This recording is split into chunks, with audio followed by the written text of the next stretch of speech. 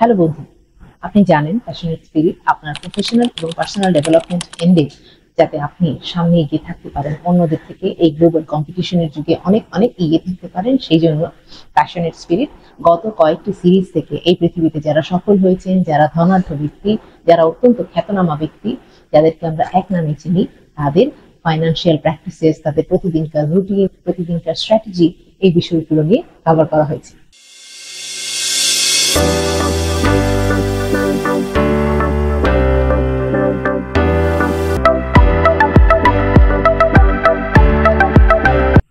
বন্ধু, আজকে ইন্টারেস্টিং এবং অত্যন্ত ভাইটাল একটি টপিক নিয়ে এসেছি। সেটি হচ্ছে যারা অসফল তারা কেন অসফল।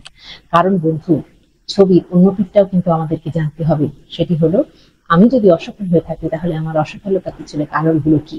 তো বন্ধু, আপনি এই প্যাশনেট স্পিরিটের এই নতুন সিরিজে অসফলতার লক্ষণ হলো জেনে নিতে পারেন এবং চেক করে নিতে পারেন নিজের সাথে নিজে, যে আসলে আপনি কি সেই ভুল ট্রেন্ডগুলোকে ফলো করছেন কিনা, কিংবা অসফলতার লক্ষণগুলো আপনার মধ্যে রয়েছে কিনা। এবং যদি ওই লক্ষণগুলো থেকে থাকে, আজই এক্ষুনি এগুলোকে ড্রপ করার চেষ্টা করুন।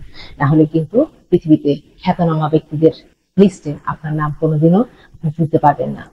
তো বন্ধু, চলে আসি সময় নষ্ট না করে এই সিরিজের প্রথম পর্বের ভিডিওতে। তো বন্ধু, অসফলতার প্রথম লক্ষণ হলো যে যারা অসফল তাদের কোনো ভিশন থাকে না, অর্থাৎ জীবনের কোনো লক্ষ্য থাকে না, তারা লক্ষ্যহীন ভাবে আগাতে থাকে। সেকেন্ড যে বিষয়টি থাকে সেটি হচ্ছে তারা পার্সিভিয়ারিং হয় না, অর্থাৎ যথেষ্ট পরিশ্রমী হয় না, হার্ড ওয়ার্ক করার জন্য তারা রেডি থাকে না। এক্ষেত্রে অবশ্যই উল্লেখ করবো, আমি সবসময় একটা কথা বলি, work hard but work smart. সুতরাং হচ্ছে আপনাকে হার্ড ওয়ার্ক করতে হবে, কিন্তু স্মার্টলি। সুতরাং এই জিনিসটি মাথায় রাখুন।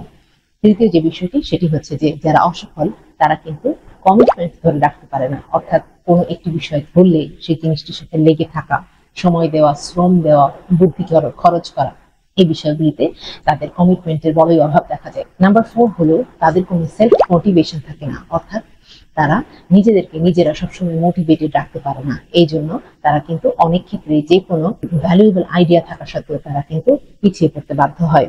তারপরে পয়েন্টটি হলো তারা জানে না যে কিভাবে স্টার্ট করতে হয়, অর্থাৎ তারা এই বিষয়টি নিয়ে যথেষ্ট ভাবে না, যথেষ্ট রিসার্চ করে না, যথেষ্ট আইডিয়াকে এক্সপ্লোর করার চেষ্টা করে না যে কিভাবে একটা নতুন ব্যবসার আইডিয়াকে রূপ দেওয়া যায়, কিভাবে শুরু করতে হয়, কারোর সাথে কথাও বলে না। এরপরে হচ্ছে তারা কোনো ইনিশিয়েটিভ নেয় না, অর্থাৎ তাদের মধ্যে অত্যন্ত অত্যন্ত উদ্যোগের অভাব দেখা যায়। এবং যখনই আপনি উদ্যোগ নেবেন না, আপনি মাথায় আইডিয়া নিয়ে ঘুরছেন এবং আপনি জানেন এগুলি অত্যন্ত ক্রিয়েটিভ, অত্যন্ত উইনিং আইডিয়াস, কিন্তু আপনি উদ্যোগগুলো যদি না নেন, আপনি যদি প্রথম ইনিশিয়েটিভ না নেন, তাহলে কিন্তু আপনি পিছিয়ে পড়লেন, আপনার এই আইডিয়াগুলোর কোনো ভ্যালু থাকলো না। আজকের ভিডিও শেষ পয়েন্ট হচ্ছে প্রোক্রাস্টিনেশন, অর্থাৎ তারা শুধু ডিলে করতে থাকে। আজকে ভাবে যে আচ্ছা ঠিক আছে, আজকের দিনটা চলেই যাক, কালকে আমি ব্যাংক অ্যাকাউন্ট খুলতে যাব, কিংবা আমি লোনের জন্য অ্যাপ্লিকেশনটা কালকে করব।